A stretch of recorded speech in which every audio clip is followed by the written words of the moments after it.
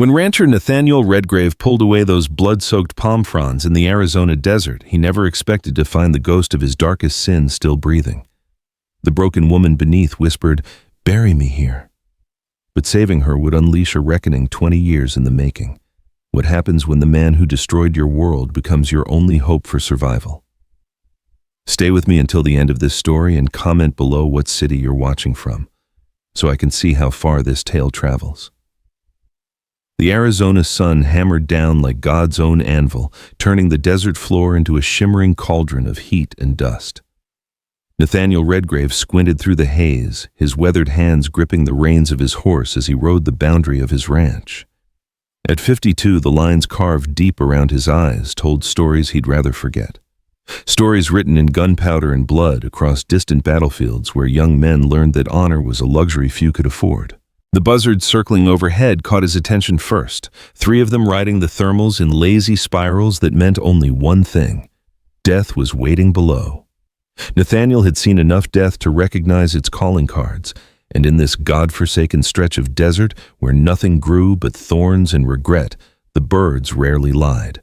He urged his horse toward the rocky outcropping where the scavengers gathered his boots already heavy with the knowledge of what he'd find. The desert was unforgiving to those who wandered into its embrace unprepared. Prospectors, drifters, and sometimes folks just running from troubles that seemed smaller than they really were. They all ended up as bleached bones beneath the relentless sky. But as Nathaniel crested the small rise, what he discovered made his blood run cold. Palm fronds, dozens of them arranged with deliberate care over what appeared to be a shallow grave. The fronds were brown and brittle, some still green enough to suggest they'd been placed recently. But it was the dark stains seeping through the makeshift covering that made Nathaniel's hand instinctively move to the Colt .45 on his hip. Blood, fresh enough that the desert hadn't yet claimed it completely. "What in the hell?" he muttered, dismounting with the careful grace of a man who'd learned to expect trouble in quiet places. His boots crunched on the gravel as he approached the strange burial, every instinct screaming at him to ride away and pretend he'd never seen this place. Instead, he knelt beside the palm fronds and carefully began to pull them away. The first thing he saw was skin-pale, sunburned skin marked with cuts and bruises that spoke of violence recent and brutal. A woman's arm, slender but strong, with fingers that twitched slightly as the sunlight hit them. Nathaniel's breath caught in his throat as he realized what he was looking at. She was alive.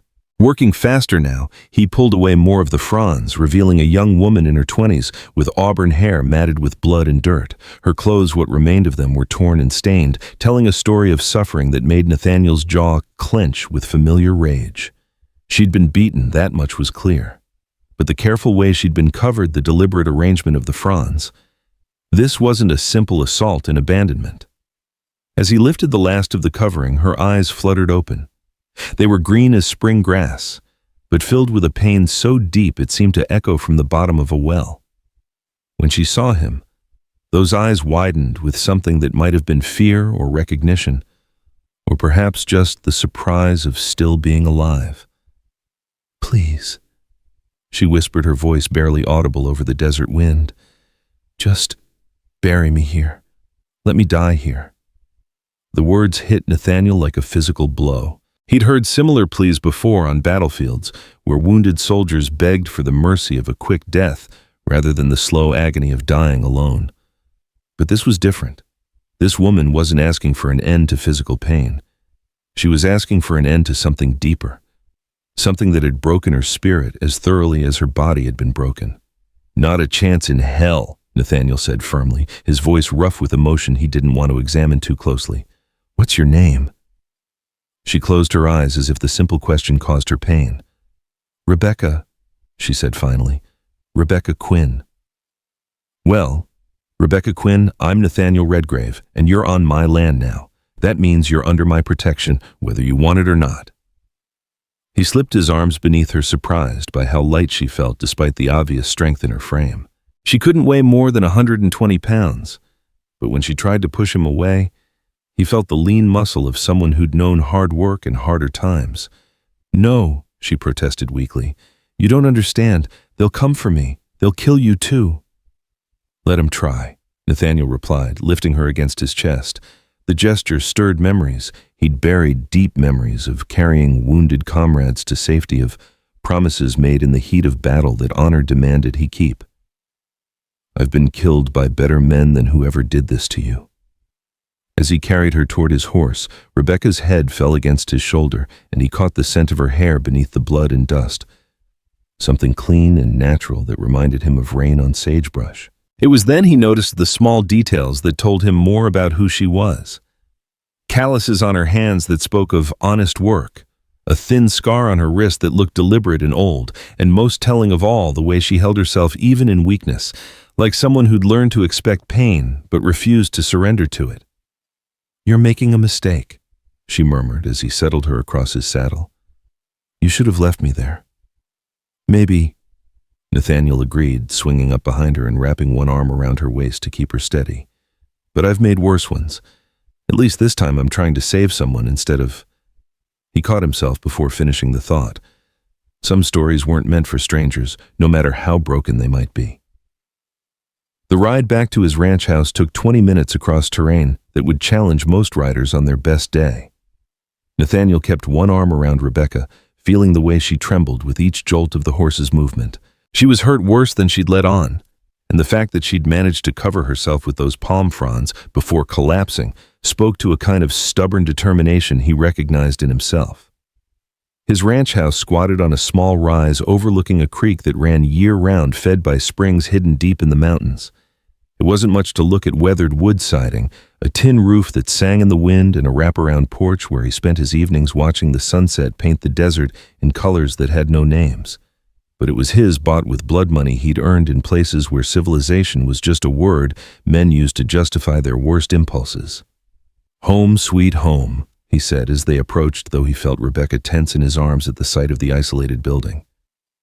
"How do I know you're not one of them?" she asked, and for the first time since he'd found her, her voice carried an edge of steel beneath the pain. Nathaniel considered the question as he dismounted and lifted her down. It was a fair thing to ask given what she'd obviously been through. In her position, he'd have been suspicious of anyone offering help. "You don't," he said honestly, "but seeing as how you were half dead under a pile of palm fronds when I found you, I figure your options are somewhat limited." He carried her up the porch steps and through the front door into a main room that reflected the practical nature of a man who lived alone by choice. The furniture was simple but well made, the walls decorated with nothing more elaborate than a few landscape paintings of places he'd never been, but sometimes wished he could visit. A stone fireplace dominated one wall, cold now in the desert heat, but surrounded by chairs that suggested he sometimes entertained guests. "There's a bedroom in the back," he told her, moving through the house toward a door at the far end of the main room. "Used to be my sister's room when she lived here. She left a few years back, but I kept everything clean just in case." The bedroom was smaller than his own, but it had windows on two walls that filled the space with natural light and a view of the creek that had drawn him to this particular piece of land.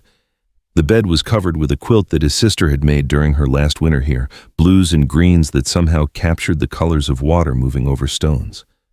Nathaniel set Rebecca down on the edge of the bed, noting how she immediately looked for the exits and positioned herself so she could see both the door and the windows. Smart girl. Cautious. He liked that in someone who'd survived whatever hell she'd escaped from. "I'm going to get some water and bandages," he told her. "There's a chamber pot under the bed if you need it, and fresh clothes in that dresser. Take whatever fits." He started toward the door, then paused and looked back at her. "Rebecca, I don't know what happened to you, and I won't ask until you're ready to tell me. But while you're under my roof, you're safe. That's a promise." She studied his face for a long moment, and he had the uncomfortable feeling that she was reading things in his features that he'd thought were well hidden. Finally, she nodded once, a sharp, decisive gesture that suggested she'd made some kind of internal decision. "Why?" she asked simply. It was a question that deserved an honest answer, but Nathaniel found himself struggling to put his reasons into words. How could he explain that finding her had felt like being offered a chance at redemption he didn't deserve? How could he tell her that he'd spent the last 15 years trying to balance scales that might never be even, because someone should have done the same for you before it got this bad, he said finally, and because I've got too much blood on my hands already to walk away from someone who needs help. After he left her alone, Nathaniel busied himself gathering supplies from the kitchen and the small medical kit he kept in his bedroom. Living alone in the desert meant being prepared to handle everything from snake bites to bullet wounds, and he'd had occasion to use most of the contents over the years. When he returned to the bedroom, he found Rebecca had managed to change into one of his sister's old dresses, a simple blue cotton that hung loose on her frame but made her skin look less pale. She'd also washed her face and hands in the basin on the dresser, revealing features that were striking despite the bruising around her left eye and the split lip that had already begun to heal. "Better," he said, setting down the supplies on the bedside table. "Now let's see about those cuts." For the next hour, Nathaniel worked in careful silence, cleaning and bandaging the worst of her injuries, while Rebecca sat perfectly still, watching his face with an intensity that made him uncomfortable. The cuts were extensive, but not deep. Someone had worked her over with deliberate care, inflicting maximum pain without causing damage that would be permanently disabling. "Professional work," he muttered without thinking, then caught himself when he saw her eyes widen. "You know about this kind of thing?" she asked, her voice carefully neutral. Nathaniel paused in his work, a bandage half wrapped around her forearm. "I've seen it before. Different circumstances, but yeah, I know what deliberate torture looks like." "Where?" "The war. And after." He finished securing the bandage and moved to examine a particularly nasty cut on her shoulder. There are men who enjoy causing pain for its own sake, and others who use it as a tool. Whoever did this to you, they wanted information or compliance. Rebecca was quiet for so long that Nathaniel began to think she wouldn't answer. When she finally spoke, her voice was barely above a whisper. "Both," she said. "They wanted both." He nodded, understanding more than she probably realized. "Did you give them what they wanted?" A smile ghosted across her lips. Not humor, but something darker and more complex. "No, I gave them something else entirely." There was a story there, Nathaniel realized, a story that probably involved violence and choices no one should have to make. But he'd learned patience during his years of solitude, and he could wait for her to tell it in her own time. "Well," he said, packing up the medical supplies, "whatever you gave them, it bought you time to get away. That's something." "Is it?" Rebecca asked, and there was genuine uncertainty in her voice. "Sometimes I think dying back there would have been easier." Nathaniel stopped what he was doing and looked directly at her. "Easier maybe, but easier isn't always better. Trust me on that." They were interrupted by the sound of horses approaching from the direction of town. Nathaniel immediately moved to the window, his hand instinctively finding the grip of his pistol as he peered through the curtains. 3 riders were making their way up the path to his house, and even at a distance he could see they were armed and moving with the kind of purposeful determination that usually meant trouble. "Company," he said grimly. "You expecting anyone?" Rebecca's face went white and she struggled to stand despite her injuries. "They found me," she whispered. "How did they find me so fast?" "Who found you?" Nathaniel demanded, but she was already moving toward the window, her movements quick despite the obvious pain. She looked out at the approaching riders and immediately stepped back, her face now completely drained of color. "Harrington's men," she said. "The tall one with the black hat, that's Marcus Cord. He's the one who brought me to Harrington in the first place." Nathaniel's jaw tightened as he watched the riders approach. "And Harrington is—" "He runs girls," Rebecca said simply. "In Tucson, Phoenix, anywhere there's money to be made. He claimed I belonged to him. Claimed I worked for him. For 3 years." Her voice was steady, but Nathaniel could see the cost of that steadiness in the way her hands trembled. "Until 2 nights ago." "What happened 2 nights ago?" Rebecca met his eyes, and for the first time since he'd found her, he saw something that might have been satisfaction in her expression. "I killed Charles Fallon," she said quietly. "Stuck a letter opener right through his throat while he was using me. Then I ran." The name hit Nathaniel like a physical blow. Charles Fallon. He hadn't heard that name spoken aloud in 15 years, but it still had the power to make his blood run cold. Fallon, the politician, the war profiteer, the man who'd ordered the massacre at Silver Creek and walked away clean while soldiers like Nathaniel carried the guilt of following those orders. "Jesus Christ," he breathed, staring at Rebecca with new understanding. "You killed Charles Fallon. You knew him?" she asked, reading something in his expression that made her take a step back. Before Nathaniel could answer, the sound of boots on his front porch announced that their visitors had arrived. A voice called out rough, confident, and carrying the kind of authority that came from being used to having orders followed without question. "Redgrave, we know you're in there. Send out the girl and nobody has to get hurt." Nathaniel moved to his gun belt hanging on a peg near the bedroom door and strapped it around his waist with practiced efficiency. The familiar weight of the Colt .45 on his hip was comforting in a way that probably said unpleasant things about his character. "Stay here," he told Rebecca, "and stay away from the windows." "Nathaniel," she said as he reached for the door handle, "whatever you're thinking of doing, don't. These aren't just hired guns. Cord was a Texas Ranger before Harrington bought him. He's killed more men than you can count." Nathaniel paused his hand on the door. "Rebecca, that night you killed Fallon, was it just because of what he was doing to you?" She looked confused by the question. "What do you mean?" "I mean, did you know who he was, what he'd done?" "He was just another customer," she said. "Just another man who thought he could buy whatever he wanted because he had money and influence. Why?" Nathaniel studied her face, looking for any sign of deception. But all he saw was honest confusion and the kind of bone-deep weariness that came from surviving something that should have broken her completely. "No reason," he lied, "just stay put." He opened the bedroom door and stepped into the main room, leaving Rebecca behind with questions she probably deserved to have answered, but those answers would have to wait. Right now he had more immediate problems to deal with. The front door of his house was solid oak, built to withstand everything from desert storms to less natural forms of violence.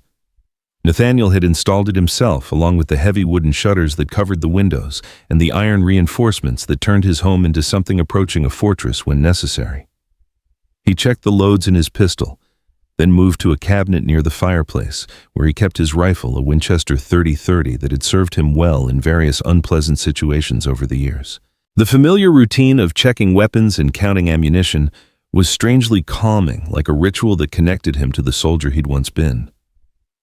"Redgrave?" The voice came again, closer now. "Don't make this harder than it has to be.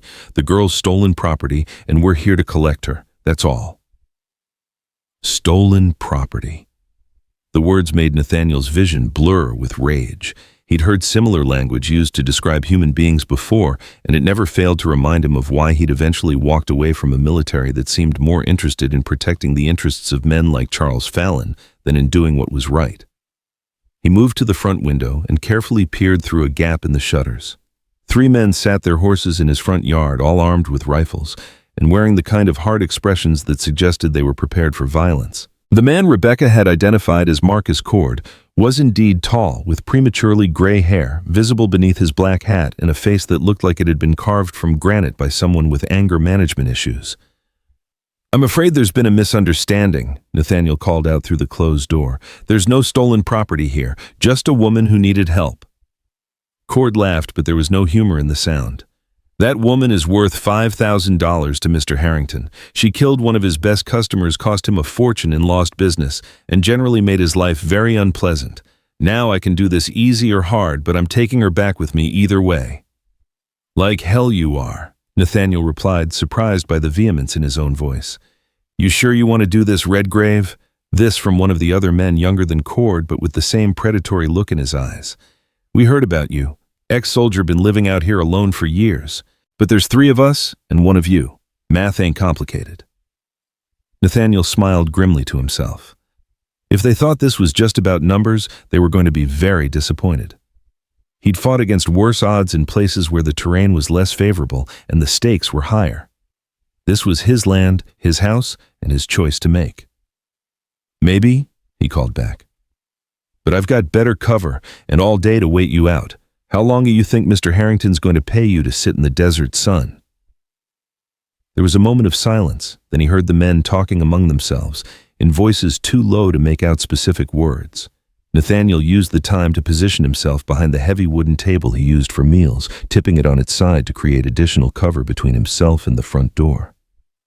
From the bedroom, he heard Rebecca moving around, and he hoped she was staying away from the windows as he'd told her. The last thing he needed was for her to get hurt because she'd tried to see what was happening. "All right, Redgrave," Cord called out. You want to do this the hard way, that's your choice.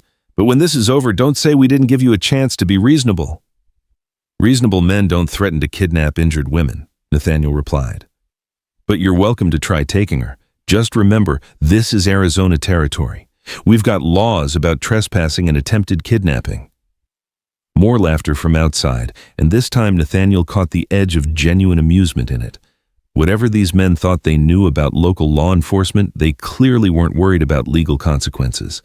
That was when he heard the sound of more horses approaching from a different direction. Nathaniel risked another look through the shutters and felt his heart sink as he saw 2 additional riders cresting the hill from the east. 5-1 now, and they'd positioned themselves to have clean lines of fire at his house from multiple angles. "Hear that, Redgrave?" Cord called out. "That's the rest of my boys. Now it's 5 against 1 and we've got you surrounded. Last chance to be smart about this." Nathaniel was calculating angles and distances when he heard the bedroom door open behind him. He turned to see Rebecca standing in the doorway, still wearing his sister's blue dress, but now holding a small derringer in her right hand. "Where did you get that?" he asked. "It was in the dresser drawer." She replied, moving to join him behind the overturned table. "Figured your sister was a practical woman." "She was," Nathaniel agreed. "But you should be in the bedroom away from the windows." Rebecca shook her head. "This is my fight. They're here because of me, and I won't hide while you get killed defending me." "You're in no shape to fight anyone," he pointed out. "You can barely stand up." "I can pull a trigger," she replied simply. "And I've got nothing left to lose." Before Nathaniel could respond, the sound of splintering wood announced that their visitors had grown tired of talking. The front door exploded inward as someone outside put a boot to it, sending fragments of wood flying across the main room. "Down!" Nathaniel shouted, grabbing Rebecca and pulling her to the floor as the first rifle shots shattered the windows.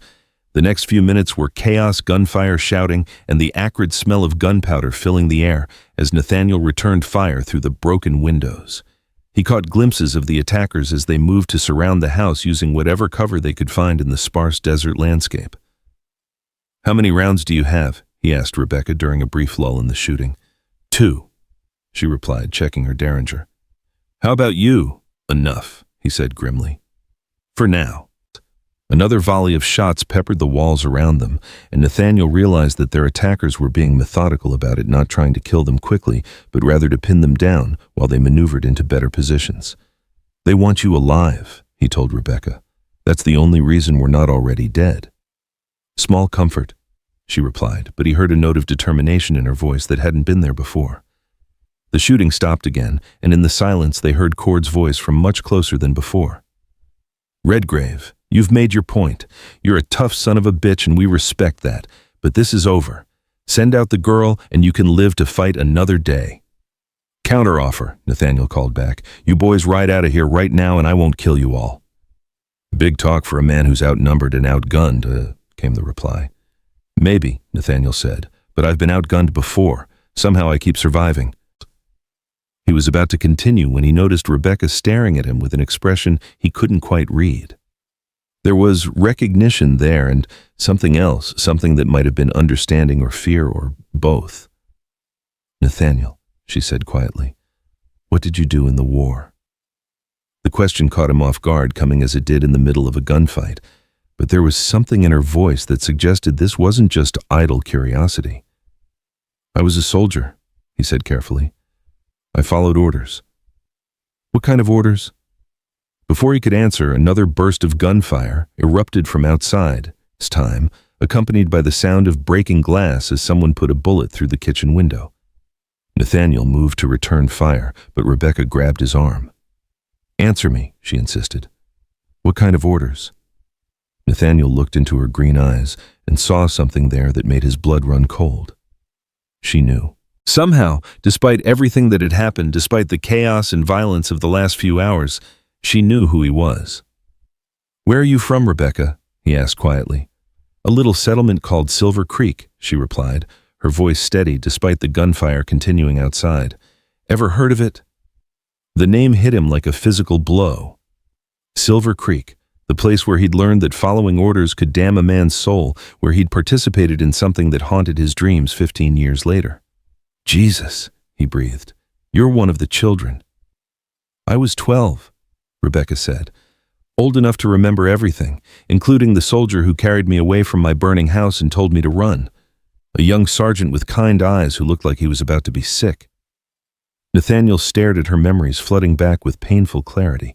A terrified little girl with auburn hair and green eyes crying for her mother while smoke filled the sky behind her.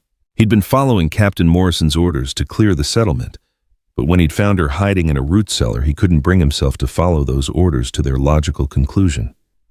"I told you to keep running," he said. "I told you not to look back." "I did," Rebecca replied. "For 8 years I ran, until I couldn't run anymore." The implications of what she was telling him crashed over Nathaniel like a wave. Rebecca Quinn wasn't just some random woman who'd escaped from a brothel. She was a living reminder of the worst thing he'd ever done the moment when he'd learned that good soldiers sometimes had to choose between duty and conscience. "The things that happened to you," he said slowly.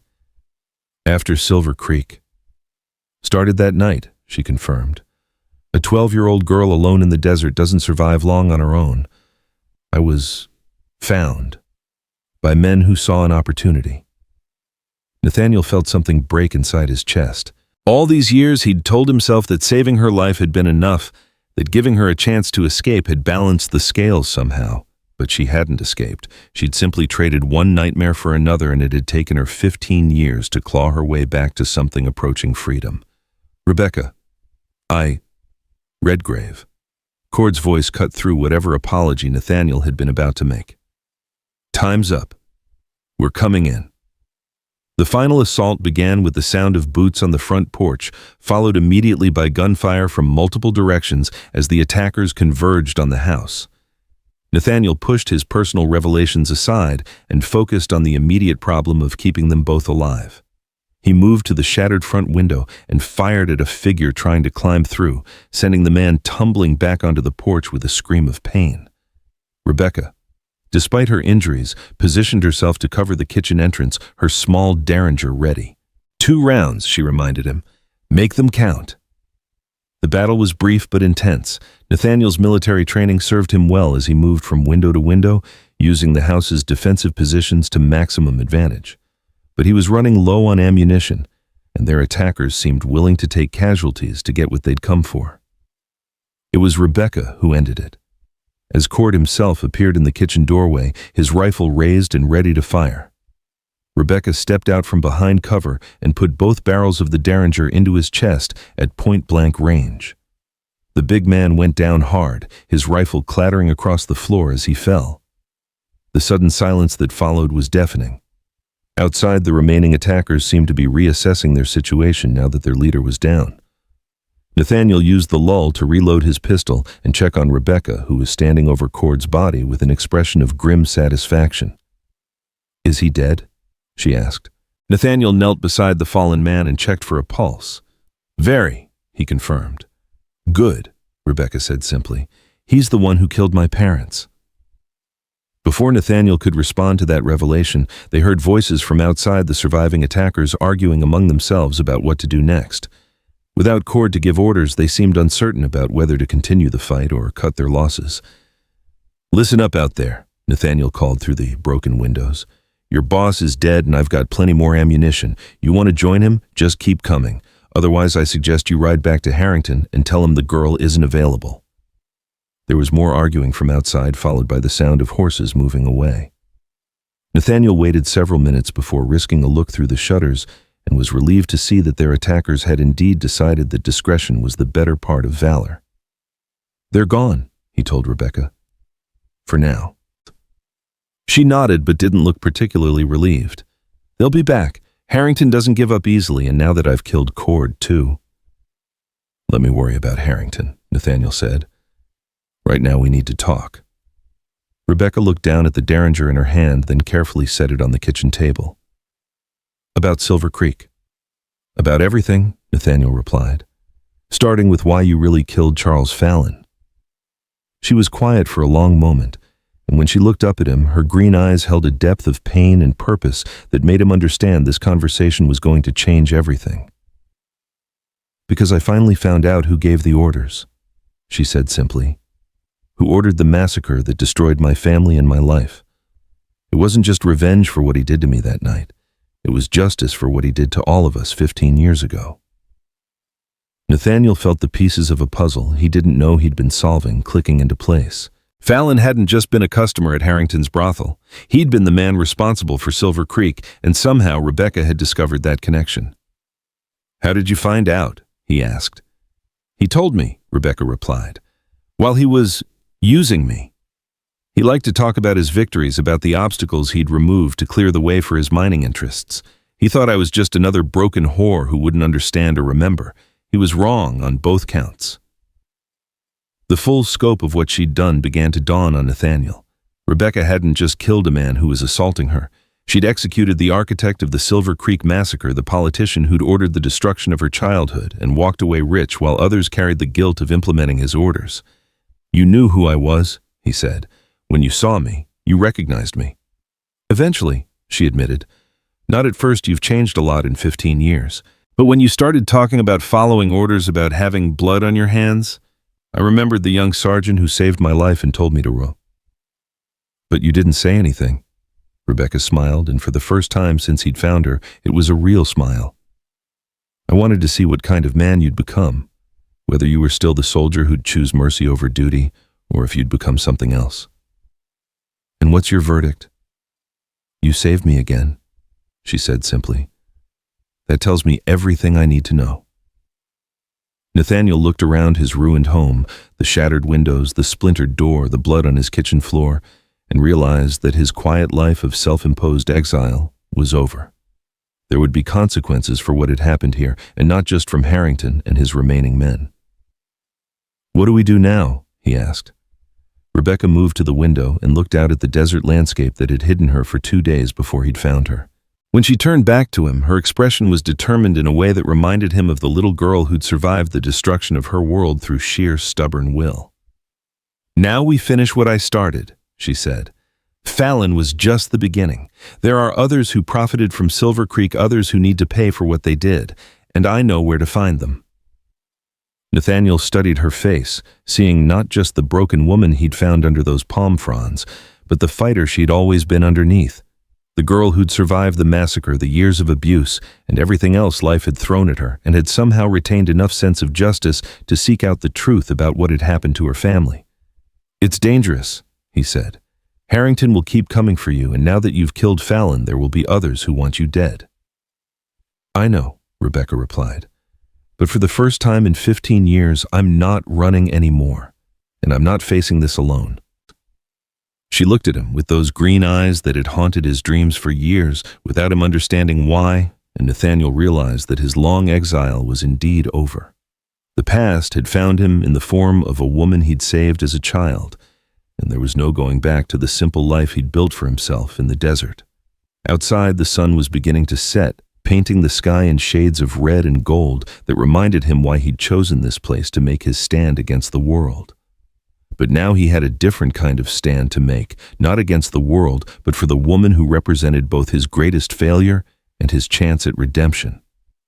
"All right," he said finally, "but we do this smart. No more running into the desert half dead. We plan, we prepare, and we make sure we survive long enough to see justice done." Rebecca nodded, but he could see the exhaustion finally catching up with her. The adrenaline of the fight was wearing off, leaving behind the reality of her injuries and the emotional toll of everything that had happened. "First things first," Nathaniel said. "You need rest, and I need to clean up this mess. Tomorrow we can start planning how to take down the men who destroyed Silver Creek." As he helped her back to the bedroom, Nathaniel caught sight of himself in the cracked mirror that hung near the front door. The face looking back at him was older, more weathered than the young sergeant who'd carried a terrified little girl away from her burning home. But the eyes were the same, still carrying the weight of choices made in impossible circumstances, still haunted by the knowledge that good intentions didn't always lead to good outcomes. Tomorrow would bring new challenges, new dangers, and the beginning of a reckoning that was 15 years overdue. But tonight, for the first time since Silver Creek, Nathaniel Redgrave felt like he might finally have a chance to balance the scales.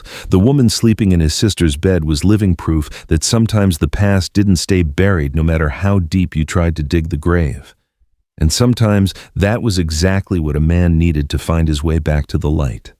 Dawn came slowly to the desert, painting the eastern mountains in shades of amber and rose that would have been beautiful under different circumstances. Nathaniel stood on his bullet-riddled porch, surveying the damage by morning light, while coffee steamed in the tin cup cradled in his weathered hands.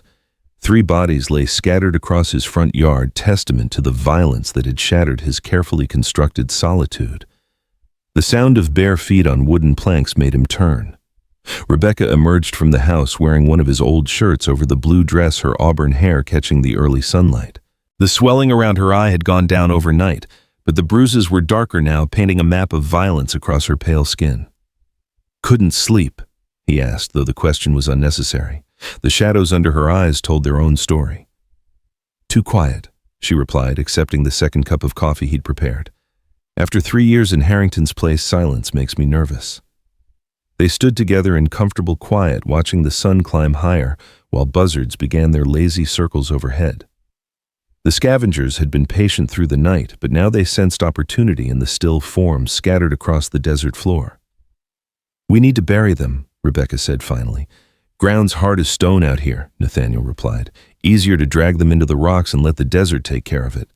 She nodded, pragmatic in a way that spoke to years of harsh realities. "What about the horses?"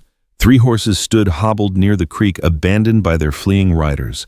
Good animals worth money in a territory where transportation could mean the difference between life and death. "We keep them," Nathaniel decided. "Harrington's men won't be reporting their losses to any sheriff. Those horses are compensation for my windows." "And what happens when Harrington sends more men?" It was the question that had kept Nathaniel awake through the small hours, staring at the ceiling while he listened to Rebecca's restless movements in the next room. Marcus Cord had been Harrington's enforcer, his reputation built on the kind of casual brutality that kept working girls in line and competitors at bay. His death would demand a response. "He'll send someone worse," Nathaniel said honestly. Cord was a professional. The next one might be a killer for the pure joy of it.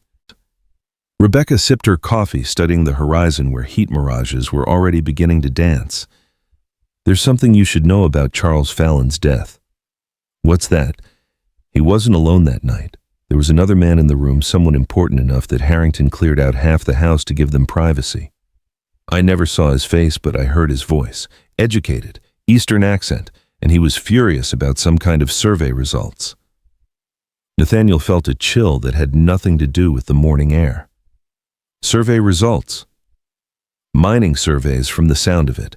They kept talking about claims and mineral rights, about how the Silver Creek operation had been more successful than anyone expected. The other man was angry that Fallon had moved too quickly, drawn too much attention." The implications hit Nathaniel like a physical blow. Silver Creek hadn't been about removing troublesome settlers or clearing land for development. It had been about mining rights, about valuable resources hidden beneath what everyone assumed was worthless desert. "They were still profiting from it," he said slowly. 15 years later, they were still making money off the blood we spilled." "More than that," Rebecca continued.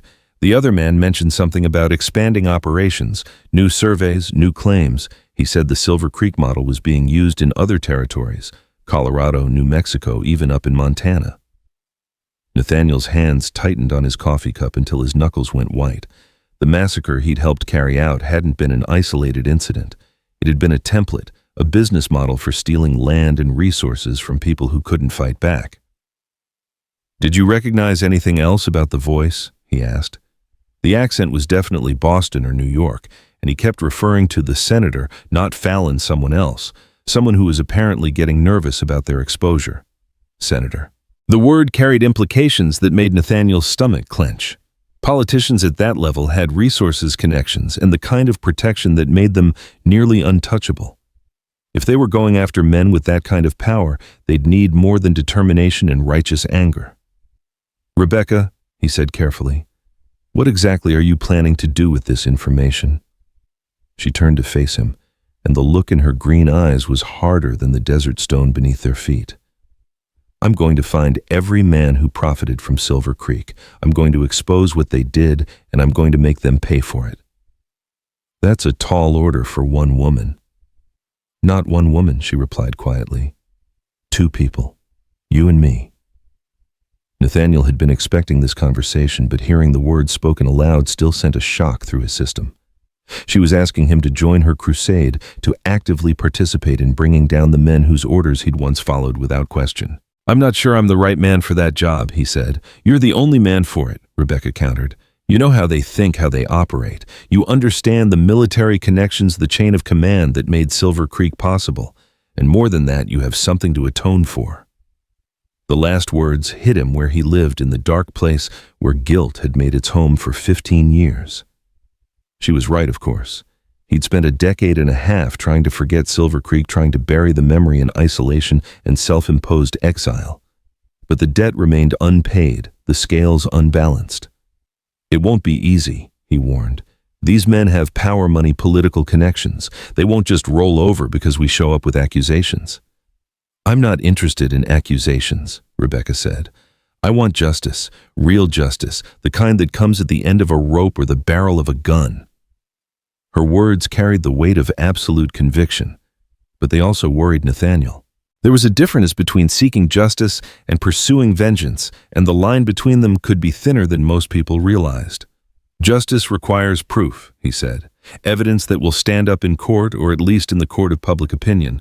What you heard that night isn't enough to bring down a senator." "Then we'll get more," Rebecca replied. "Starting with Fallon's papers." "His papers? The night I killed him, I saw him reading from a leather portfolio. Official documents, correspondence, financial records. He left it behind when we were interrupted." Nathaniel felt a surge of hope mixed with apprehension. Documentary evidence could be the key to everything, proof of the conspiracy that had turned Silver Creek into a mass grave. But retrieving those papers would mean going back into Harrington's territory, into the heart of danger. "Where is this portfolio now?" he asked. "Probably still in the room where he died.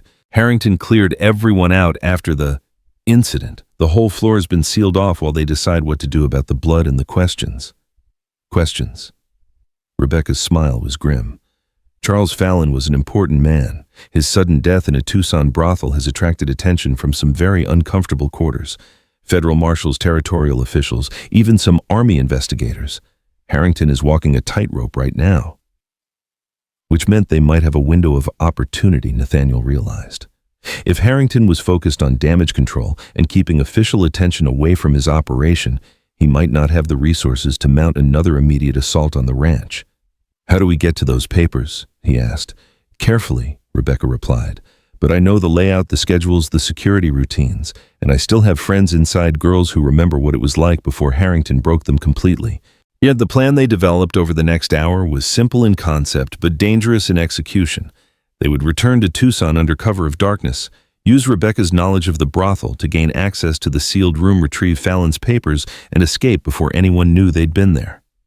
"What about the other girls?" Nathaniel asked.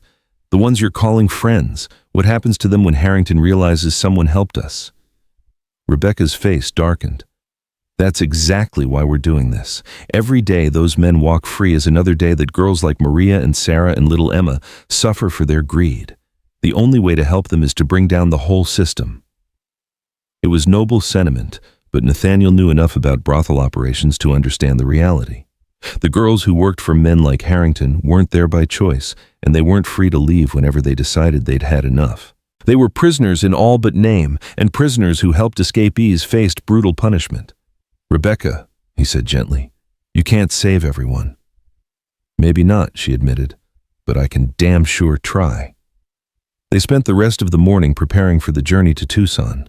Nathaniel cleaned and loaded his weapons while Rebecca went through his sister's remaining clothes, selecting garments that would help her blend into the crowds of a frontier town. She also found a wide-brimmed hat that cast shadows across her face, helping to conceal the bruises that marked her as a recent victim of violence. "There's something else we need to discuss," Nathaniel said as they saddled two of the captured horses. "What happens if we find more than just Fallon's papers? What if we discover evidence of other crimes, other victims? Then we expose all of it," Rebecca replied without hesitation. "Even if it means bringing down people who weren't directly involved in Silver Creek." She paused in tightening her horse's girth, considering the question. "Anyone who profits from this system is involved. Anyone who knows what's happening and does nothing is complicit. I won't make exceptions for comfortable consciences." Her absolutism worried him, but Nathaniel understood where it came from. When you'd survived what Rebecca had survived, moral nuance became a luxury you couldn't afford. The world was divided into predators and prey, and the only safety lay in making sure the predators faced consequences for their actions. They left the ranch in the early afternoon, taking a circuitous route that would bring them to Tucson's outskirts after dark. The journey gave them time to refine their plan and discuss contingencies, but it also gave Nathaniel time to study his companion. Rebecca sat her horse with natural grace, her posture erect despite the injuries she'd sustained. She'd learned to ride sometime during the lost years between Silver Creek and her capture by Harrington's organization, and she'd learned well. But it was more than just horsemanship that impressed him. There was a quiet competence about her, a sense that she'd learned to evaluate threats and opportunities with the kind of cold calculation that kept people alive in dangerous situations. "Where did you learn to shoot?" he asked as they paused to rest the horses near a small creek. "A bounty hunter named Jake Morrison," she replied. "He found me about 2 years after Silver Creek, half dead and completely feral. Took pity on me, I suppose. Taught me to use a gun, taught me to read sign, taught me how to survive in places where the law was just a word people used to justify whatever they wanted to do." Morrison. The name tickled something in Nathaniel's memory. Jake Morrison, tall man, scarred face, rode with a distinctive silver-mounted saddle. "You knew of him," Nathaniel corrected. "He had a reputation as a fair man in an unfair profession. What happened to him?" Rebecca's expression darkened. "He made the mistake of going after the wrong man, someone with enough money to buy protection from the territorial marshal's office. Jake found himself facing trumped-up charges in a kangaroo court. They hanged him for crimes he didn't commit."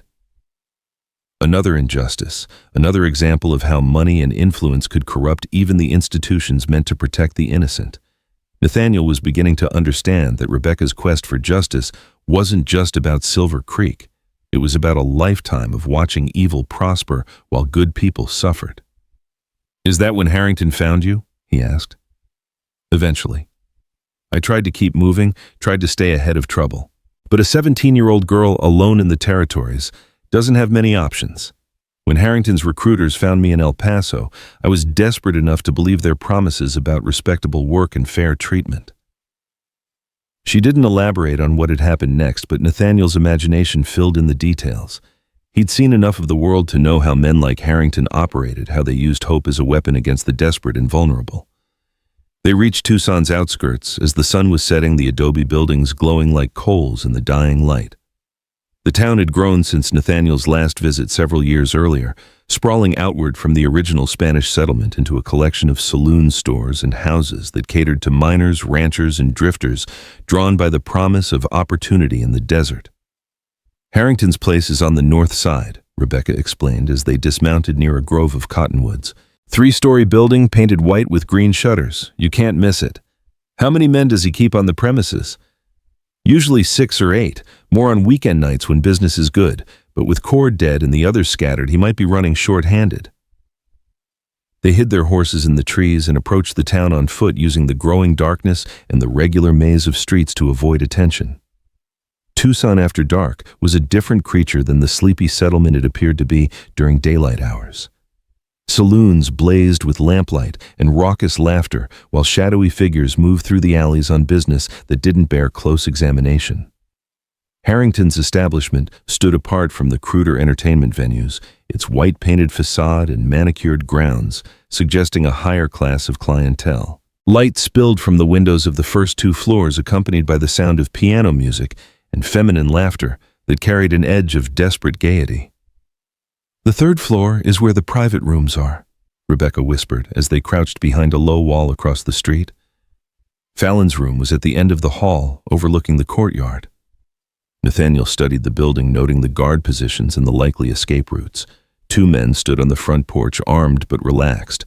Another figure moved past a 2nd-floor window, probably a roving patrol checking the interior. "How do we get inside without being seen?" he asked. "Through the kitchen. There's a delivery entrance in back that's only guarded during the day. Most of the staff will be busy with customers until after midnight." It was risky. But then again, everything about this venture was risky. They were betting their lives on Rebecca's knowledge of the building's routines and the hope that Harrington's attention was focused on more immediate threats. They circled to the rear of the building, moving through shadows cast by the moon, filtering through scattered clouds.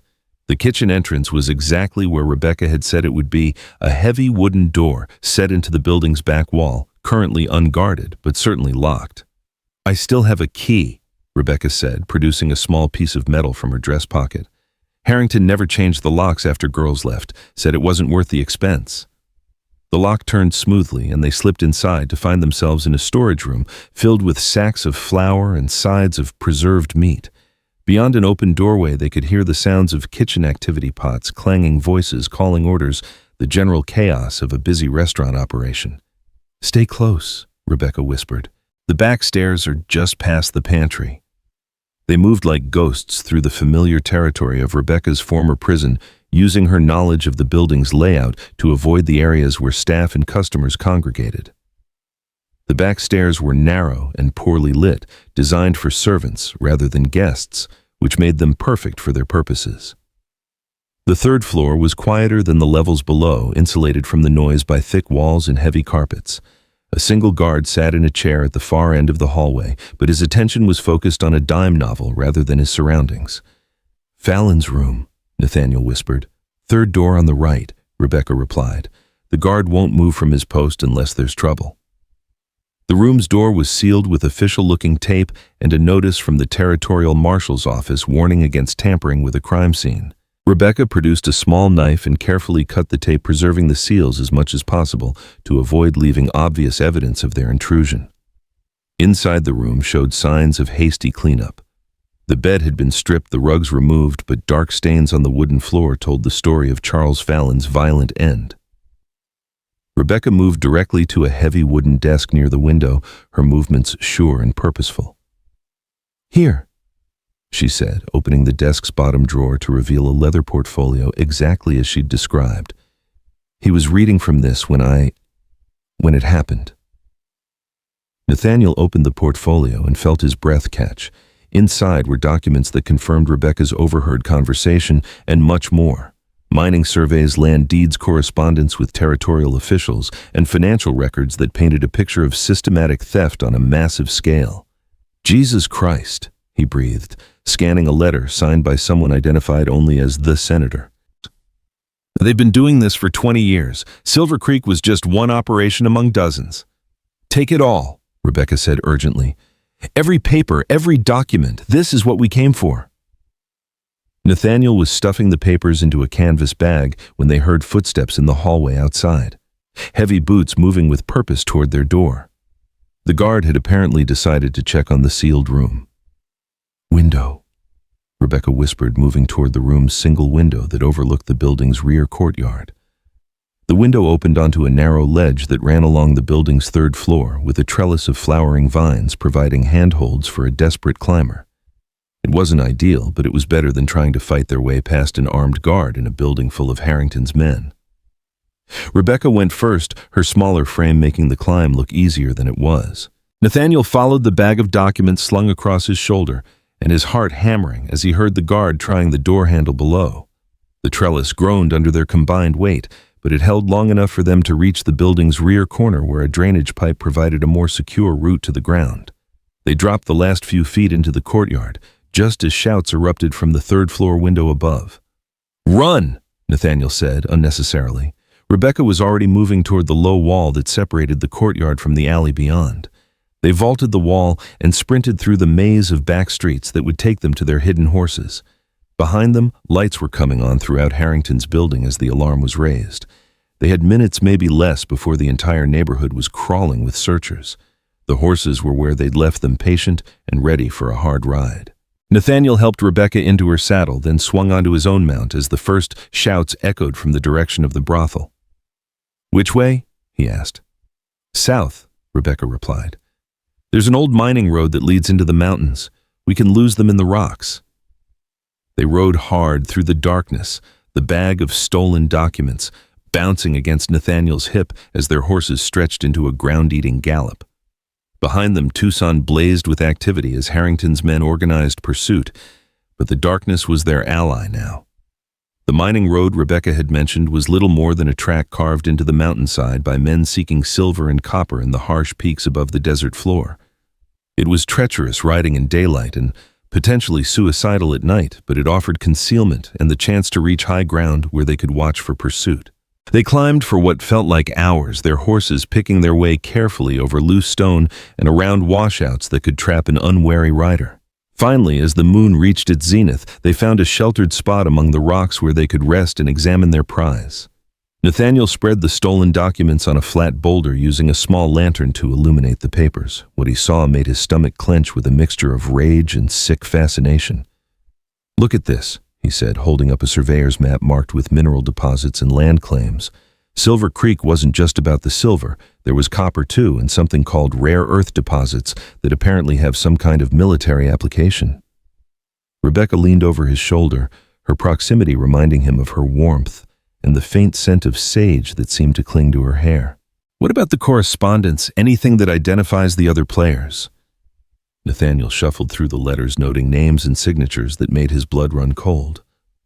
Senator William Harrison of Massachusetts, Colonel James Fletcher, currently stationed at Fort Huachuca, a mining engineer named David Price who seems to coordinate the surveys, and someone called the Coordinator who appears to be running the entire operation. The Coordinator?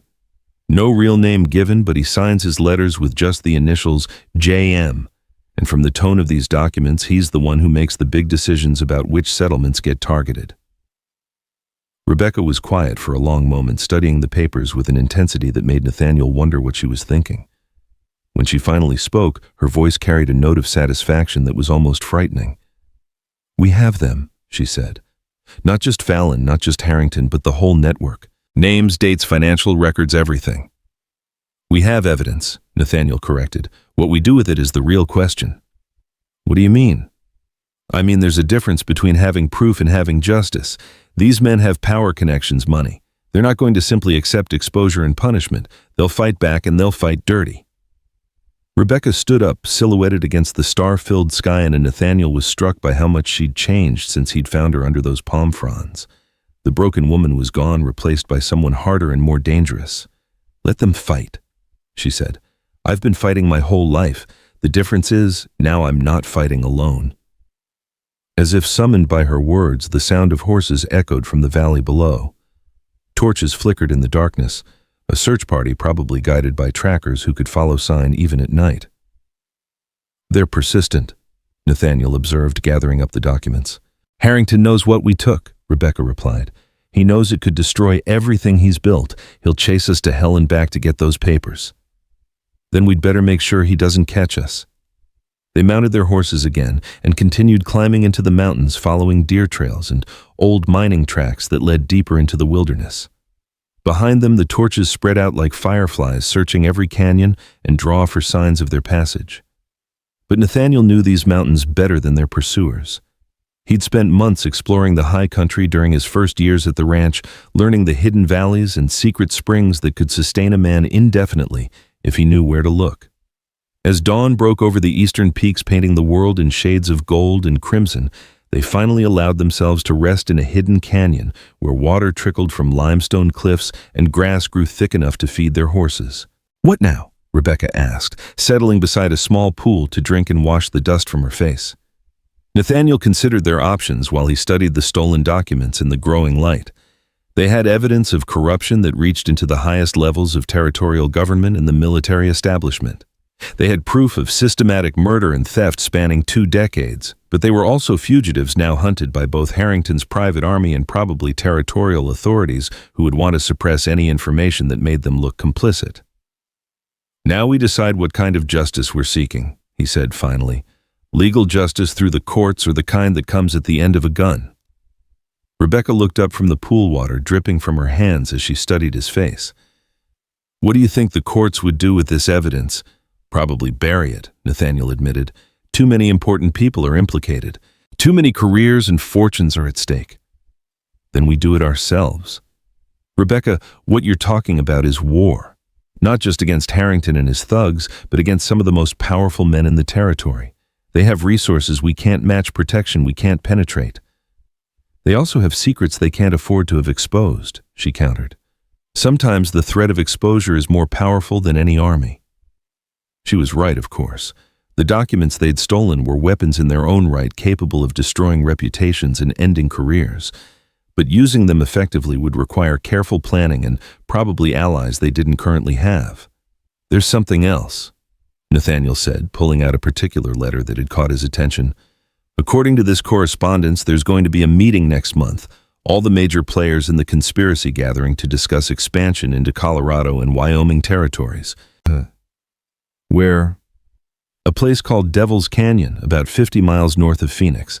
Apparently it's some kind of private retreat where they can talk business without worrying about eavesdroppers." Rebecca's eyes lit up with possibilities. "How many men?" "According to this, maybe a dozen. The Senator Colonel Fletcher, this Price character, and several others, plus whatever security they bring." "That's our chance, but," she said immediately. "All of them in one place, isolated and vulnerable." "It's also suicide," Nathaniel pointed out. "Even if we could get close enough to threaten them, we'd never get out alive." "Maybe," Rebecca acknowledged, "but sometimes the possibility of justice is worth the risk." Nathaniel folded the letter and tucked it back into the bag with the other documents.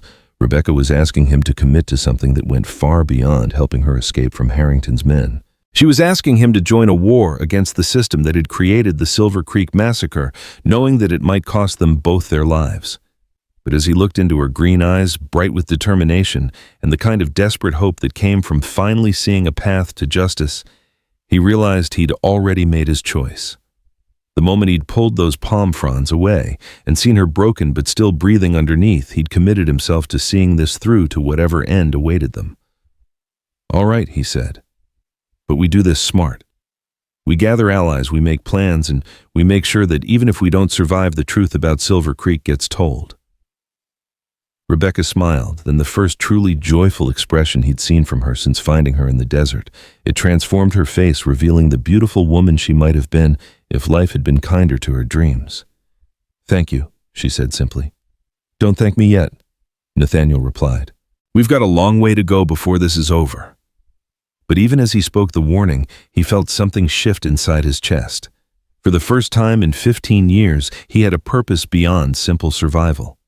He had a chance to balance the scales, to make amends for the choices he'd made as a young soldier, following orders he should have questioned. The sun climbed higher over the hidden canyon, warming the rocks and bringing life to the desert plants that somehow thrived in this harsh landscape. Somewhere below, their enemies were still searching, still hunting for the fugitives who'd stolen their secrets. But here in the mountains, surrounded by evidence of their crimes and planning their downfall, Nathaniel Redgrave felt something he hadn't experienced since before Silver Creek. He felt hope. The hope that had bloomed in Nathaniel's chest proved fragile against the harsh realities of the following days. They spent 3 weeks in the high country, moving from canyon to canyon, as Harrington's search parties scoured the mountains with relent. The first volley of gunfire shattered every window in the records office, sending glass cascading across the floor like deadly rain. Nathaniel threw himself over Rebecca, shielding her with his body as bullets chewed through the wooden walls around them. The desk they'd been using for cover disintegrated under the concentrated fire, leaving them exposed in the middle of the room. "Back door!" Rebecca gasped, pointing toward a narrow exit at the rear of the building. They crawled across the debris-strewn floor as muzzle flashes lit up the darkness outside. Fletcher's men had positioned themselves in a semicircle around the building, their crossfire designed to prevent any escape. But the colonel had made one critical error. He'd assumed they would try to flee rather than fight. Nathaniel had different plans. "How many rounds do you have?" he asked Rebecca as they reached the relative safety of the back wall. 12, she replied, checking her revolver. "You..." "Enough." He peered through a gap in the wall where a bullet had punched through. "Fletcher's got maybe 8 men out there. Good soldiers, but they're thinking like soldiers, predictable patterns, by-the-book tactics." "What are you suggesting? That we stop running and start hunting?" The rear door opened onto a narrow alley between the records building and a warehouse that stored mining equipment. Steam from the stamp mills created a fog that would provide some concealment, but it also muffled sound and made it difficult to distinguish friend from foe. "Stay close," Nathaniel whispered as they slipped into the industrial maze. "And remember, in close quarters, speed matters more than accuracy." They moved through the mining complex like ghosts, using the noise of machinery to mask their footsteps, and the shadows cast by towering equipment to avoid detection. Fletcher's men were still concentrated around the records office, apparently believing their quarry was still trapped inside. The first sentry never saw them coming. Rebecca moved with silent grace, her knife finding the gap between his ribs before he could cry out. The man dropped without a sound, his rifle clattering against a pile of ore cars. "One down," she whispered, wiping the blade clean. The second guard was more alert, but his attention was focused on the ongoing siege rather than threats from behind. Nathaniel's hands found the man's throat before he could turn around, and the struggle was brief and decisive. 2 rifles and additional ammunition improved their tactical situation considerably. "They haven't noticed yet," Rebecca observed, watching the muzzle flashes still concentrated around the records building. "They will soon enough. Fletcher's too good a soldier to let this continue without checking his perimeter." As if summoned by Nathaniel's words, a whistle blast echoed through the night, Fletcher's signal for his men to adjust their positions. The gunfire around the records building ceased, replaced by the sound of boots moving through the complex as the soldiers began a systematic search. "Time to go," Nathaniel said, but Rebecca caught his arm. "Wait, look." She pointed toward the largest building in the complex where lights had just come on in several windows. Figures moved behind drawn curtains. Not soldiers, but civilians. People who'd been roused by the gunfire and were now probably wondering what kind of battle was being fought in their midst. "Witnesses," Rebecca said. "Fletcher can't afford to have civilians see what's happening here." She was right. The conspiracy had survived 20 years because it operated in shadows, eliminating threats before they could expose the truth to public scrutiny. A gunfight in the middle of a mining operation with civilian witnesses who might ask uncomfortable questions was exactly the kind of exposure Fletcher needed to avoid. "Which gives us leverage," Nathaniel realized. "If we can reach those people, get them to safety, Fletcher will have to choose between capturing us and maintaining his cover story." They began moving toward the administration building, but their progress was interrupted by the sound of approaching horses. Reinforcements were arriving, more soldiers, or perhaps local law enforcement responding to reports of gunfire. "Nathaniel," Fletcher's voice boomed across the complex, amplified by a speaking trumpet. "I know you can hear me. You're only making this harder on yourself and the woman. Surrender now, and I'll guarantee her safety." "Like you guaranteed the safety of Silver Creek," Nathaniel called back, his voice carrying across the industrial landscape. "Silver Creek was a military necessity," Fletcher replied. "Regrettable but necessary, just as this is necessary. Tell that to the children you murdered." "I've told it to myself every day for 15 years, Fletcher said, and for the first time there was a note of something other than cold professionalism in his voice. "Do you think this has been easy? Do you think I wanted to become what I've become?" The unexpected vulnerability in Fletcher's tone caught Nathaniel off guard. He'd spent 15 years hating the man who'd given the orders that destroyed Silver Creek, imagining him as a monster without conscience or regret. The idea that Fletcher might carry his own burden of guilt complicated the simple narrative of revenge that had driven them this far. "Then why?" Rebecca called out. "Why continue? Why keep profiting from murder?" "Because stopping won't bring them back," Fletcher replied. "Because the damage is already done, and all that's left is to make sure their death served some purpose. The mineral wealth from Silver Creek has funded territorial development, military operations infrastructure that benefits thousands of people. Their sacrifice has meaning." "Their murder has consequences," Rebecca shot back. "And those consequences are coming for you." "Perhaps," Fletcher acknowledged, "but not tonight. You're outnumbered and outgunned. Your only choice is the manner of your death." The conversation was interrupted by the arrival of the reinforcements, a dozen men on horseback, their leader wearing the star of a territorial sheriff. Nathaniel's blood ran cold as he recognized the figure dismounting near the main gate, Tom Blackwood, his old friend and fellow survivor of Silver Creek, now wearing a badge and apparently working for the same conspiracy that had ordered the massacre. The betrayal cut deeper than any physical wound. "Tom's here," Fletcher called out, his voice carrying a note of satisfaction. "Sheriff Blackwood knows this country better than anyone. He'll find you, Nathaniel. He knows all your tricks, all your hiding places." "Tom," Nathaniel shouted, abandoning concealment in favor of direct confrontation. "Tom, is that you?" A figure separated itself from the group of riders, moving with the familiar gait that confirmed Nathaniel's worst fears. Sheriff Tom Blackwood stepped into the light cast by the mining operations torches, his weathered face set in grim lines that spoke of hard choices and harder compromises. "Hello, Nathaniel," Blackwood said, his voice carrying across the complex. "Been a long time. Not long enough, apparently." Nathaniel emerged from behind a ore car, his rifle ready but not yet aimed at his former friend. "I thought you were dead." "Been wishing I was," Blackwood replied, "but wishing don't make it so." "Why Tom? Why are you working for them?" Blackwood was quiet for a long moment, and when he spoke, his voice carried the weight of years of accumulated regret. "Because they made me an offer I couldn't refuse. Because I had a family to protect, debts to pay, and a past that wouldn't stay buried." "So you became their enforcer." "I became whatever I had to become to survive," Blackwood corrected. "Same as you hiding out in the desert all these years. Same as everyone who lived through Silver Creek." Rebecca stepped out beside Nathaniel, her own weapon ready. "And what about the people who didn't live through it? What about the children who died because good men made bad choices?" Blackwood's attention shifted to her, and Nathaniel saw recognition flicker in his old friend's eyes. "You're the Quinn girl, the one Nathaniel carried out of the settlement." "I'm the woman whose family you helped murder," Rebecca replied steadily. "And I'm here to make sure justice is finally served." "Justice," Blackwood laughed, but there was no humor in the sound. "Girl, I've been wearing a badge for 10 years, and I can tell you that justice is whatever the man with the most money says it is. What you call justice, others might call revenge." "Then call it revenge," Rebecca said simply. "I'm fine with that." The standoff stretched taut between them, 3 survivors of Silver Creek, each carrying their own burden of guilt and pain, each having chosen a different path through the wilderness of their shared trauma. Around them, Fletcher's soldiers waited for orders while the civilians in the administration building watched from behind drawn curtains. Nathaniel Blackwood said finally, "I'm not here to arrest you. I'm here to offer you one last chance to walk away. The colonel wants you dead, but I convinced him that you might be more useful alive." "Useful how?"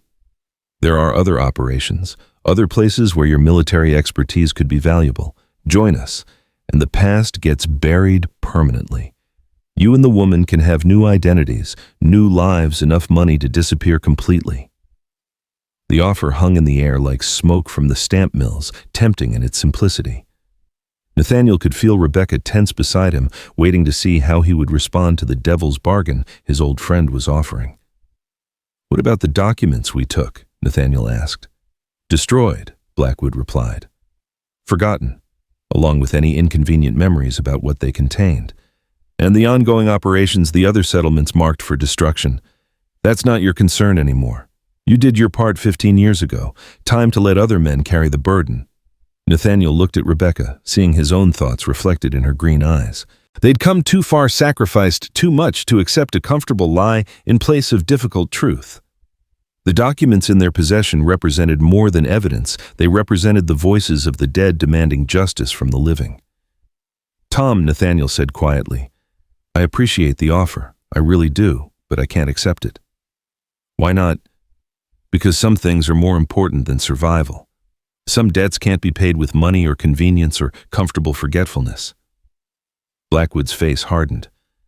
"Then you're choosing to die for nothing. Those documents won't bring back Silver Creek. They won't resurrect the dead or undo the past. All they'll do is get you killed." "Maybe," Rebecca said, speaking for the first time since Blackwood's offer, "but at least we'll die knowing we tried to do the right thing." "The right thing?" Blackwood's voice rose with sudden anger. "The right thing got 43 people killed 15 years ago. The right thing is a luxury for people who don't have to live with the consequences of their righteousness." "Then I guess we'll have to agree to disagree," Nathaniel replied. The shooting started again without warning, not from Fletcher's position, but from the administration building where the civilians had been sheltering. Muzzle flashes erupted from the windows as someone opened fire on the soldiers positioned in the courtyard below. "What the hell?" Blackwood spun toward the building, his own weapon coming up. "The workers," Rebecca breathed. "They're fighting back." The mining operation had employed local men miners or handlers, equipment operators who'd been drawn by the promise of steady wages and honest work. They'd probably known nothing about the true history of Silver Creek, the blood that had watered the ground beneath their feet. But they'd seen armed soldiers laying siege to their workplace, had witnessed the kind of violence that suggested something far more sinister than a simple law enforcement operation. "Get down!" Nathaniel shouted as bullets began flying in all directions. The careful tactical situation Fletcher had established dissolved into chaos as the miners turned their hunting rifles and shotguns against the soldiers who'd invaded their workplace. In the confusion, Nathaniel and Rebecca began moving toward the main gate, using the darkness and the crossfire to mask their approach. If they could reach the horses Blackwood's men had left unguarded, they might be able to escape in the confusion. "There." Rebecca pointed toward a corral where a dozen horses stamped nervously as gunfire echoed around them. "If we can reach those animals?" They ran through the industrial maze, dodging bullets from multiple directions, as soldiers, miners, and their own group fought a three-way battle across the mining complex. The stamp mills continued their rhythmic thunder-crushing ore with mechanical indifference to the human drama unfolding around them. A figure stepped out of the shadows ahead of them, one of Fletcher's soldiers, his rifle raised and ready to fire. Rebecca's shot took him in the chest before he could pull the trigger. The man falling backward into a pile of coal that absorbed his death without comment. "More coming," Nathaniel warned, seeing additional soldiers converging on their position. They reached the horse corral as Fletcher's voice boomed across the complex again, shouting orders that were barely audible over the gunfire and industrial noise. The colonel was trying to regain control of the situation, but the miners' unexpected resistance had thrown his careful plans into complete disarray. "Can you ride bareback?" Nathaniel asked as they approached the nervous horses. "Better than I can walk at this point," Rebecca replied, her face pale with exhaustion and pain. They each selected a mount and swung onto the animals' backs using improvised rope halters to maintain some control. The horses were already spooked by the gunfire, and it took all their skill to keep the animals from bolting randomly into the night. "Which way?" Rebecca asked as they prepared to make their escape. "North," Nathaniel decided. "Away from the roads into the high country where Fletcher's reinforcements can't follow easily." They spurred their horses toward the main gate, riding hard through the chaos of the ongoing battle. Soldiers dove for cover as the animals thundered past their riders bent low to avoid the crossfire that continued to rake the mining complex. Tom Blackwood appeared in their path, his own horse blocking the gate. His revolver was drawn, but he didn't immediately raise it to fire. "Don't do this, Nathaniel," he called out. "Last chance to be smart about this." "Sorry, Tom," Nathaniel replied, pulling his rifle from its makeshift scabbard. "But we were never very smart to begin with." The two old friends faced each other across 20 yards of open ground while gunfire continued to echo around them. For a moment time seemed suspended two survivors of Silver Creek, each having chosen a different path through the moral wilderness that followed, now forced to resolve their differences with violence. Blackwood raised his weapon first, but Rebecca's shot took him from the saddle before he could fire. The sheriff fell hard, his horse shying away from the sudden violence, and Nathaniel felt something break inside his chest as he watched his old friend hit the ground. "Tom." He started to dismount to check on Blackwood's condition, but Rebecca grabbed his arm. "He's still breathing," she said. "But more soldiers are coming. We have to go now." They rode through the gate and into the desert night, leaving behind the chaos of the mining operation and the uncertain fate of their former friend. Behind them, the battle continued as miners fought soldiers in a conflict that would probably be forgotten by history but would mark the beginning of the end for the Silver Creek conspiracy. "Where are we going?" Rebecca asked as they put distance between themselves and the gunfire. "To finish what we started," Nathaniel replied. "Devil's Canyon, the meeting. If we can't get justice through the law, we'll get it the old-fashioned way." They rode hard through the night, following mountain trails that led generally northward toward the site where the conspiracy's leaders would gather in less than 2 weeks. The documents they carried had already cost them everything: their safety, their anonymity, and probably their lives. But they also represented the only chance Silver Creek's dead would ever have for justice. The horses they'd stolen were strong but unshod, unsuited for extended travel over rough terrain. By dawn, both animals were showing signs of exhaustion, and Nathaniel knew they'd need to find fresh mounts soon or risk being stranded in the desert. "There," Rebecca pointed toward a distant cluster of buildings that marked a small ranching settlement. "That's the Morrison place, Jake Morrison's old spread before they hanged him." The name struck a chord in Nathaniel's memory. Morrison, the bounty hunter who'd befriended Rebecca, who'd taught her to shoot and survive before being murdered by the same corrupt system they were now fighting. If his ranch was still operational, it might offer them the supplies and fresh horses they desperately needed. "Will they help us?" he asked. "Jake's widow still runs the place," Rebecca replied. "If she's anything like her husband was, she'll help anyone fighting against corruption and injustice." They approached the ranch house, carefully alert for signs of trouble. The buildings looked prosperous, but weathered, maintained by someone who understood the value of hard work, but lacked the resources for anything beyond basic necessities. A woman emerged from the main house as they rode into the yard, middle-aged, gray-haired, with the kind of steady gaze that suggested she'd seen enough of life to be surprised by very little. She carried a shotgun with the casual competence of someone who knew how to use it. "Rebecca Quinn," she said, recognizing their companion immediately. "Figured I'd see you again someday, though I hoped it would be under better circumstances." "Mrs. Morrison," Rebecca replied, dismounting stiffly, "we need help." "I can see that." The widow studied their exhausted horses and battle-worn appearance. "What kind of help?" "Fresh mount supplies and maybe a place to rest for a few hours," Nathaniel said. "We can pay. With what you two look like, you've been living rough for weeks." Rebecca reached into the document bag and pulled out a handful of papers. "With the truth about who killed your husband." Mrs. Morrison's expression hardened as she recognized some of the names on the documents. Jake always said his death was connected to something bigger, said the men who framed him had protection from too high up the ladder to be simple corruption. He was right, Rebecca confirmed. The same conspiracy that destroyed Silver Creek, that's been stealing land and murdering innocent people for 20 years, they ordered Jake's execution because he was getting too close to the truth.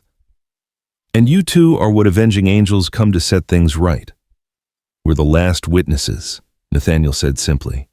"And we're running out of time to make our testimony count, you miss." Morrison studied them for a long moment, weighing their words against whatever instincts had kept her alive through years of frontier hardship.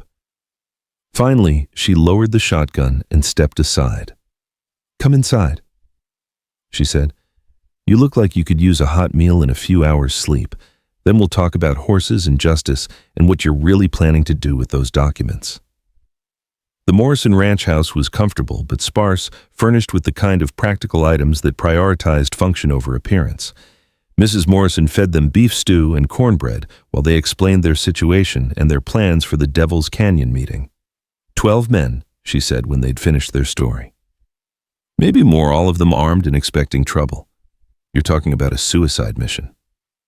"Maybe," Nathaniel agreed. "But it's the only chance we'll get to confront them all at once, to force them to answer for what they've done." "And what happens if you succeed? What happens after you've killed or captured the whole conspiracy?" It was a question that had been gnawing at Nathaniel since they'd first made their plans. Even if they somehow managed to bring down the entire network, even if they exposed every crime and punished every criminal, it wouldn't bring back the dead. It wouldn't undo 20 years of suffering and injustice. "I don't know," he admitted. "Maybe that's not the point. Maybe the point is just making sure they can't hurt anyone else." "Jake would have understood that," Mrs. Morrison said quietly. "He always said some fights were worth having even if you couldn't win them." She provided them with fresh horses' supplies and detailed maps of the country around Devil's Canyon. She also gave them something else, a letter from her late husband, written shortly before his death, that detailed his investigation into territorial corruption and named many of the same people mentioned in the stolen documents. Jake hid copies of his evidence all over the territory, she explained. Said if anything happened to him, the truth would still survive. Maybe it's time for that truth to see daylight. They left the Morrison Ranch as the sun reached its zenith, riding north toward their destiny with renewed determination and better equipment.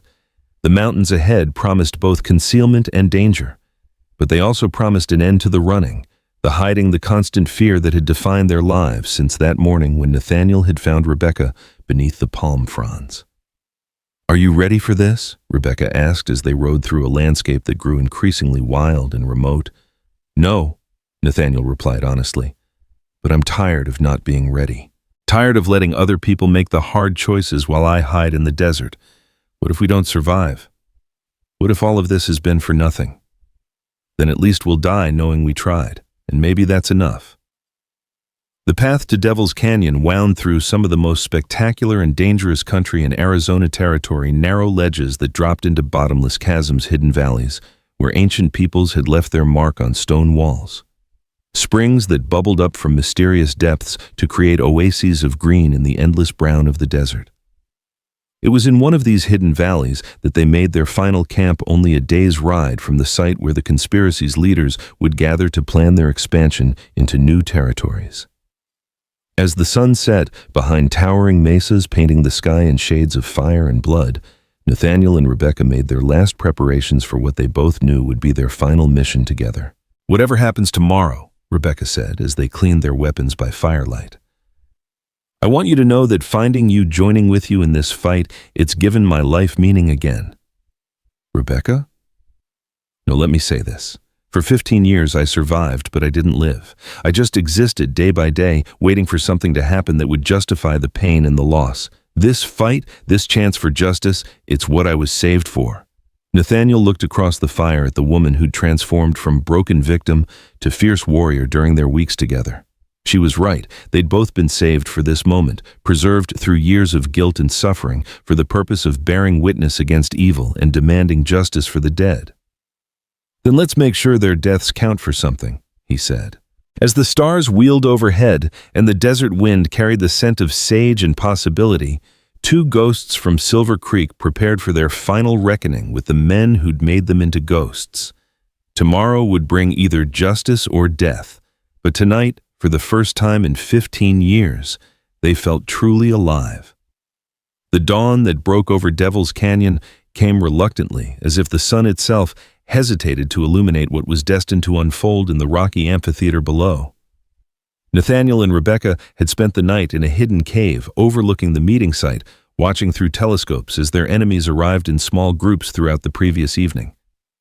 The canyon was a natural fortress, its sheer walls rising hundreds of feet above a narrow floor where ancient floods had carved smooth stone terraces.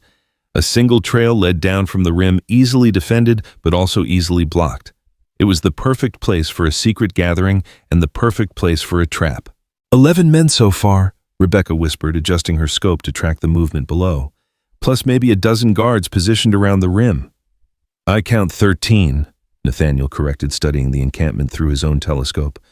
"Senator Harrison arrived an hour ago with his personal bodyguard, that big man in the black coat near the horses that's got to be the coordinator we've been reading about."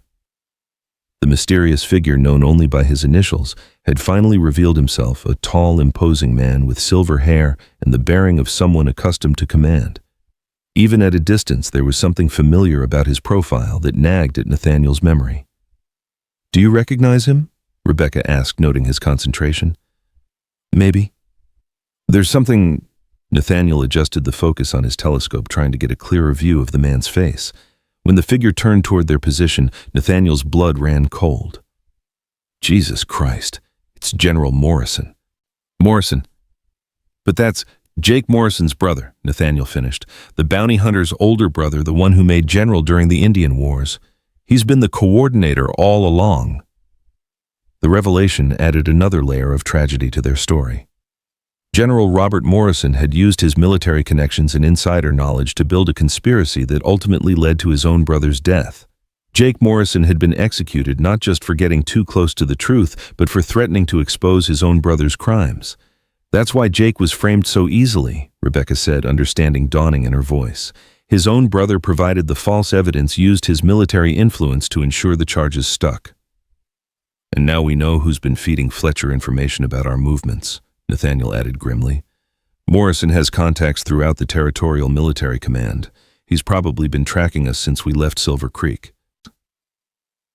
Below them, the conspiracy's leadership had gathered around a large table set up in the shade of an overhanging cliff.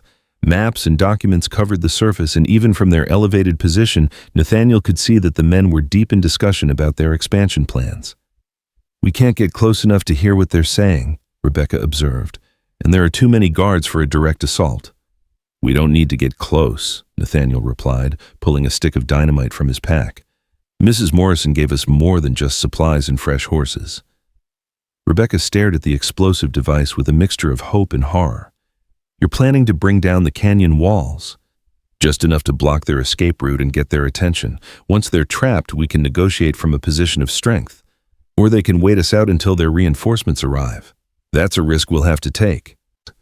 Nathaniel had spent the early morning hours identifying the most vulnerable points in the canyon's geology, places where a well-placed charge could bring down enough rock to seal the trail without burying the entire gathering.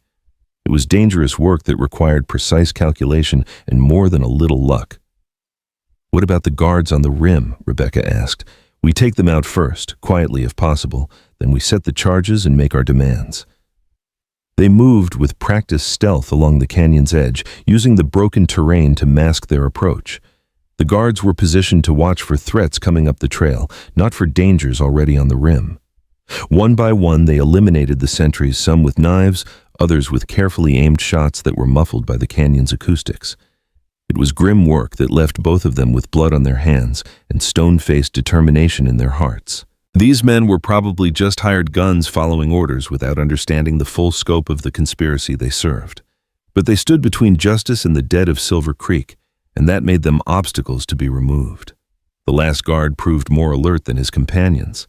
As Nathaniel approached his position, the man turned at the last moment, his rifle coming up with trained precision. Rebecca's shot took him in the chest before he could fire, but not before his dying scream echoed across the canyon. "They know we're here now," she said, watching the figures below scramble for cover as the alarm was raised. "Good," Nathaniel replied, lighting the fuse on the first stick of dynamite. "Time to announce ourselves properly." The explosion shattered the morning calm like thunder from a clear sky. A section of the canyon wall collapsed in a roar of tumbling stone, blocking the trail and trapping the conspirators in their natural amphitheater.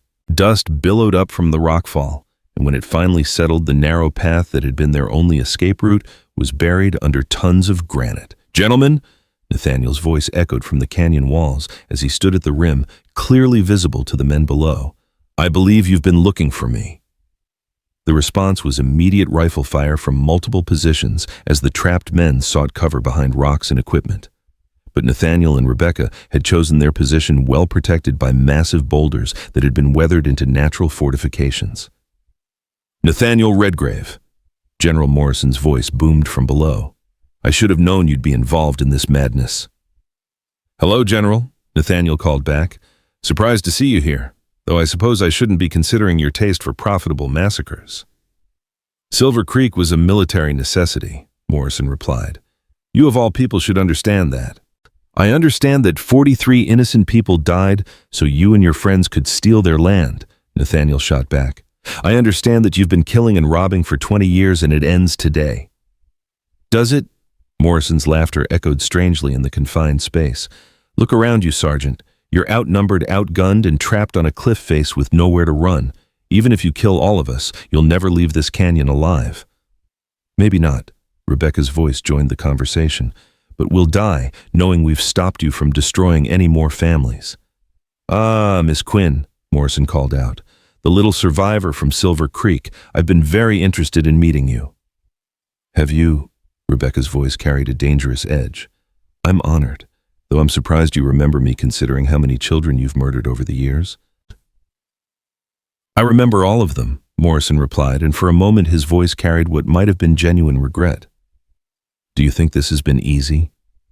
Do you think any of us wanted to become what we've become?" "Then why continue?" Nathaniel demanded. "Why keep building your fortune on blood and bones? Because the alternative is admitting that it was all for nothing." Senator Harrison's voice joined the exchange. "Because stopping now would mean that everyone who died at Silver Creek and all the other places they died for no purpose at all." "They died because you're thieves and murderers," Rebecca said flatly. "Their purpose is to serve as witnesses against your crimes." The philosophical debate was interrupted by the crack of rifle fire as one of the conspirators tried to pick off their position. The bullet sparked off the boulder protecting them, and Nathaniel responded with a shot that sent the man diving for better cover. "Here's how this is going to work," Nathaniel called out during the lull that followed. "You're going to confess your crimes, all of them, starting with Silver Creek and ending with whatever you were planning to discuss today. You're going to provide a complete accounting of everyone who's been involved, everyone who's profited, and everyone who's died." "And if we refuse," Morrison asked, "then you die here," Rebecca replied simply. slowly from thirst and exposure while vultures circle overhead.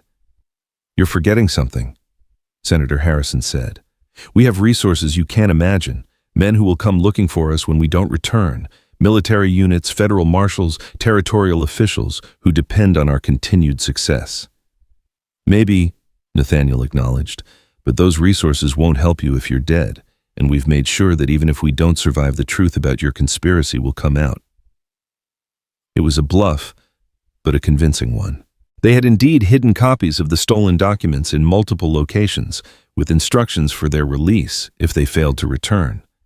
Mrs. Morrison had promised to ensure the evidence reached honest journalists and federal investigators if something happened to them. "What do you want?" General Morrison asked finally. "Justice," Rebecca said. "Public trials, full disclosure, punishment for everyone involved." "That's impossible," Harrison protested. "Too many important people are implicated. Too many careers and fortunes are at stake." "Then I guess we have a problem," Nathaniel replied. The standoff stretched through the morning hours as the trapped conspirators debated their options in hushed conferences while their captors maintained their vigilant watch from above.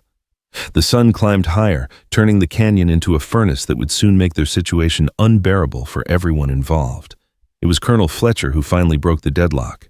The former Silver Creek commander emerged from cover carrying a white handkerchief tied to his rifle barrel.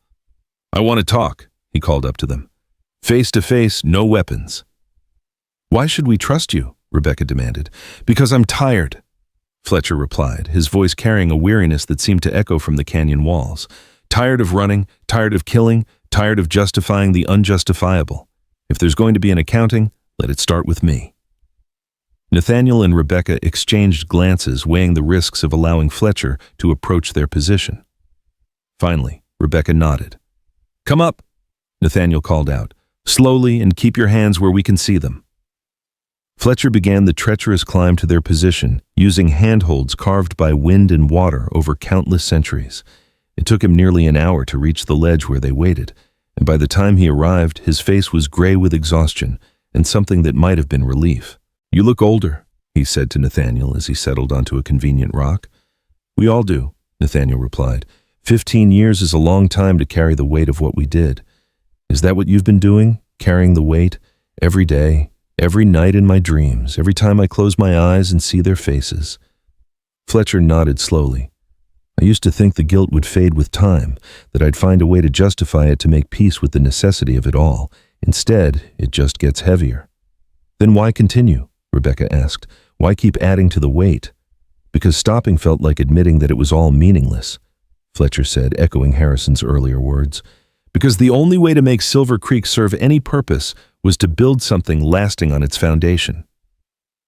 "You built a criminal empire on the graves of innocent people," Rebecca said flatly. "We built infrastructure development progress," Fletcher countered. "The mineral wealth from Silver Creek and the other operations has funded road schools' territorial expansion. Thousands of people have benefited from what we created. And how many have died for your progress?" Fletcher was quiet for a long moment, staring out at the vast landscape visible beyond the canyon rim. "Too many," he admitted finally. "Far too many." "Then help us end it," Nathaniel said. "Testify against Morrison and the others. Provide evidence of the conspiracy's scope and methods. Help us ensure that no more Silver Creeks happen." "In exchange for what?" "Your life," Rebecca said simply, "and maybe eventually some measure of redemption." Fletcher considered the offer, while the sound of agitated voices drifted up from below. His former allies were growing impatient with his extended negotiation, and some were calling for him to return to their defensive positions. "There's something you need to know," Fletcher said finally. "About today's meeting, about why we're all here." "We know about the expansion plans," Nathaniel said. "Colorado, Wyoming, New Mexico. We've seen the documents." "Not just expansion," Fletcher corrected. "Acceleration. Morrison has received word that federal investigators are getting close to uncovering the truth about territorial land acquisitions. They're planning to move quickly to grab as much territory as possible before the net closes." "How quickly?" 6 settlements in the next 3 months, hundreds of families marked for removal or elimination, starting with a place called Pine Ridge in Colorado Territory. The news hit Rebecca like a physical blow. Hundreds of families, including children, Fletcher confirmed. Women, elderly, anyone who stands in the way of mineral extraction and development. Morrison calls it accelerated development, but it's really just mass murder on an industrial scale. We have to stop them, Rebecca said immediately. You can't, Fletcher replied. Not from here, not with just the two of you. The operations are already in motion, the order's already given. By the time any outside authority could intervene, it'll be too late. Then what do you suggest? Fletcher reached into his jacket and pulled out a leather portfolio similar to the one they'd stolen from Fallon's room. Complete details of all 6 operations, troop movements, timeline, personnel assignments, everything. If this information reached the right people, what people? Nathaniel asked suspiciously. There are honest men in the territorial government, Fletcher said. Federal marshals, army officers, territorial officials who've been kept in the dark about the conspiracy's true scope. With this evidence, they could move quickly enough to prevent the Pine Ridge operation. And in return, safe passage out of this canyon for me and my men, immunity from prosecution for past crimes, a chance to disappear before Morrison decides I've become a liability. It was a devil's bargain, trading justice for the past in exchange for prevention of future crimes. But as Nathaniel looked at the urgency in Fletcher's eyes, he realized they might not have any other choice. The others won't agree to your defection, Rebecca pointed out. The others don't have a choice, Fletcher replied. Morrison's been planning to eliminate the political wing of the conspiracy anyway. Too much exposure, too many loose ends. Senator Harrison and the territorial officials were going to have unfortunate accidents after the expansion was complete. Honor among thieves, Nathaniel observed grimly. There never was any honor in this, Fletcher said. Just greed and fear and the kind of momentum that carries men past the point where they can stop and examine what they've become. A shout from below interrupted their conversation. General Morrison was calling for Fletcher's immediate return, his voice carrying the kind of authority that expected unquestioning obedience. Time to choose, Rebecca said. Help us stop this madness or go back down there and explain why you've been talking instead of fighting. Fletcher looked down at his former allies, then back at the 2 people who represented everything he'd been trying to escape for 15 years. Finally, he made his decision. Morrison, he called down to the canyon floor, I'm afraid I have some bad news for you. The explosion of angry voices from below was immediate and predictable. Morrison and his allies had suddenly found themselves facing not just external enemies, but betrayal from within their own ranks. You traitorous bastard, Morrison's voice echoed with rage and disbelief. I'll see you hanged for this. You'll have to catch me first, Fletcher replied, then turned to Nathaniel and Rebecca. I hope you know what you're doing. So do we, Nathaniel admitted. The next few hours were tense with negotiation threat and counter-threat as Fletcher provided details of the conspiracy's operations, while his former allies raged impotently from their trapped position. The portfolio he'd carried contained more than just operational details. It included financial records correspondence with federal officials and, most damning of all, a complete list of every massacre and land grab the conspiracy had orchestrated over 20 years. My God, Rebecca breathed as she read through the documents. Silver Creek was just the beginning. Look at this Willow Springs, Eagle's Nest, Red Canyon, dozens of other places, thousands of people. All of them planned and executed using the same model, Fletcher confirmed. Military action justified by fabricated evidence of hostile activity followed immediately by mining surveys and land claims filed by shell companies.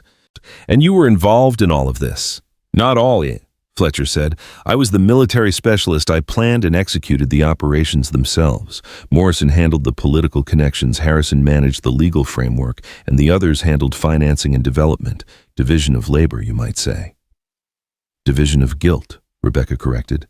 As the afternoon wore on, it became clear that their trapped enemies were not planning to surrender quietly. Morrison had been using mirrors to signal someone beyond the canyon rim, and Nathaniel caught glimpses of movement in the distant hills that suggested reinforcements were indeed on their way. How much time do we have? He asked Fletcher. Hard to say. Morrison always kept contingency plans in place for situations like this. Could be hours, could be minutes. Then we need to move fast. They spent the remaining daylight hours copying the most critical documents and preparing for their escape from the canyon. Fletcher had identified a narrow ledge that led to a hidden passage through the rock, a route known only to a few experienced climbers, but offering a way out that would bypass any conventional search pattern. "What about them?" Rebecca asked, looking down at the trapped conspirators. "Leave them," Fletcher advised. "Morrison's reinforcements will free them eventually, but by then we'll be long gone with the evidence they need to stop." "It doesn't feel like justice," Rebecca said. "It's not justice," Nathaniel agreed. "It's triage. We stop the immediate threat and hope that someday there'll be an accounting for the past." As the sun set behind the canyon rim, painting the sky in shades of fire and blood, the three unlikely allies began their dangerous descent into the hidden passage that would lead them to safety. Behind them, General Morrison's voice echoed from the canyon floor, promising vengeance and swearing oaths that seemed to hang in the desert air like curses. The passage through the rock was treacherous, requiring them to crawl through spaces barely wide enough for their bodies and climb down sheer faces where a single misstep would mean death. But Fletcher proved to be a competent guide, and his knowledge of the hidden route allowed them to emerge from the canyon system several miles from where Morrison's reinforcements would be expecting to find them. "Now what?" Rebecca asked as they stood in the desert night, free but still hunted. "Now we ride hard for the territorial capital," Fletcher replied. "There are federal marshals there who've been investigating corruption for months. With this evidence, they can move against the entire conspiracy." "And you?" Nathaniel asked. "What happens to you when this is over?" Fletcher looked back toward Devil's Canyon, where torches were beginning to flicker as the rescue operation began. "I disappear," he said simply. "Change my name, find somewhere far from Arizona territory, and try to build something better with whatever years I have left." "That's not justice either," Rebecca pointed out. "No," Fletcher agreed. "But it's survival, and sometimes that's the best any of us can hope for." They rode through the night toward their destiny, three survivors of Silver Creek carrying evidence that would finally expose the conspiracy that had shaped their lives for 20 years. Behind them, the past burned like the torches in Devil's Canyon, painful, destructive, but ultimately illuminating the truth that had been hidden in darkness for far too long. The territorial capital lay 2 days ahead, and with it, their last chance to transform their suffering into something that might prevent others from sharing their fate. Whether they would live to see justice done remained uncertain. But for the first time since Nathaniel had found Rebecca beneath those blood-soaked palm fronds, the possibility of redemption seemed within reach. As dawn broke over the endless desert, painting the world in shades of hope and possibility, two ghosts from Silver Creek rode toward their final reckoning with the truth.